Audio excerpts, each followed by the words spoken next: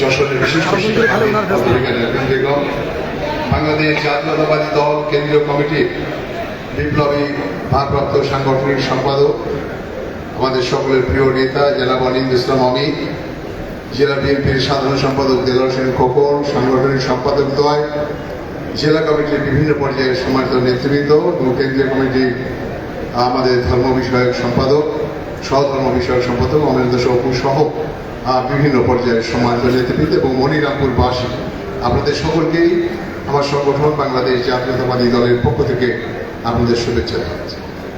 আজকে আসলে যে মোহাম্মদ মুসা ভাইয়ের এই স্মরণ সভা হবে, এটা আমরা কখনোই এত দ্রুত প্রত্যাশা করি।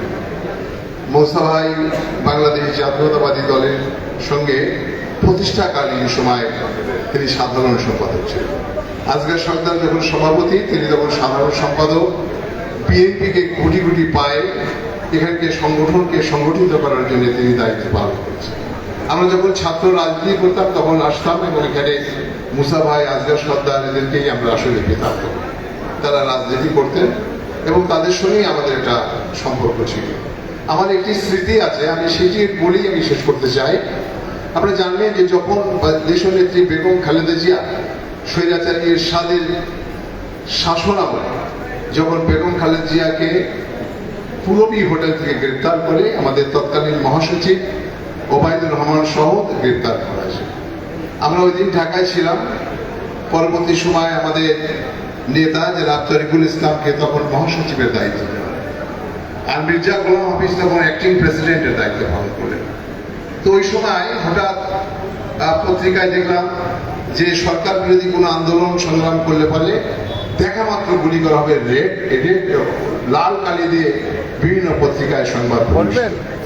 তারপরেই আমরা ঢাকাতে আমাদের নেতা জনাব তরিকুল ইসলাম মহাসচিব হিসাবে গোলাপ শাহ মাজারের সামনে গুলিস্তানে একটা আমাদের সমাবেশ। আমরা গেছিলাম, তখন মানুষ এই সামরিক শাসনের বিরুদ্ধে দাঁড়িয়ে থাকা, রাস্তায় দাঁড়িয়ে থাকা খুব সাহসের ব্যাপার ছিল।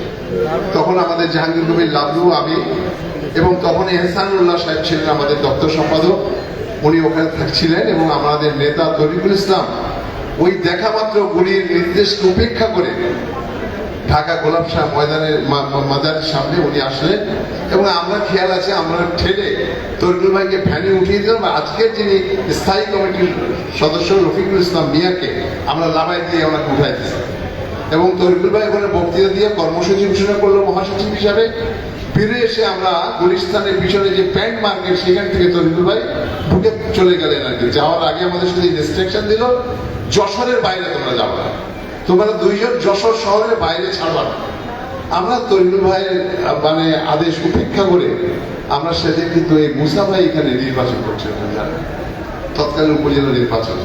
সেই নির্বাচনে আমি, জাহাঙ্গীর কবির লাবলু, তৎকালীন আলিজা লালু সাহেব আমাদের বিএনপি করতেন, আমরা আসলাম এবং নির্বাচনে তখন বিজয়ী হওয়া আমাদের দরকার ছিল রাজনৈতিক কারণে। তো তখন মুসা ভাইয়ের জন্য আমরা ভোট করতে এসে এই মনিরামপুরে আমরা গ্রেপ্তার হয়েছিলাম এবং প্রায় দীর্ঘকাল আমরা ডিটেনশনে ছিলাম। তো সেই কারণে মুসা ভাইয়ের সঙ্গে আমার একটা আর্থিক সম্পর্ক ছিল। মুসা ভাইয়ের যত হতো তারপরেও আমার মধ্যে একটি ব্যক্তিগত দুর্বলতা কাজ করতো। আমি মনে করি যে মুসা ভাই কিন্তু হৃদয় দিয়ে বিএনপি করতেন, বিএনপির সঙ্গে তার কর্মীদের সঙ্গে তার হৃদয়ের সম্পর্ক ছিল। আমাদেরও যশোরের জেলা বিএনপি যারাই আমরা আছি না কেন, মুসা ভাইকে সেইভাবে রেসপেক্ট করতাম। এখন মুসা ভাই আজকে নেই, আপনাদের কাছে আমাদের নিবেদন যে বিএনপি একটি পরিবার, এই পরিবারের একজন অভিভাবককে হারিয়েছি।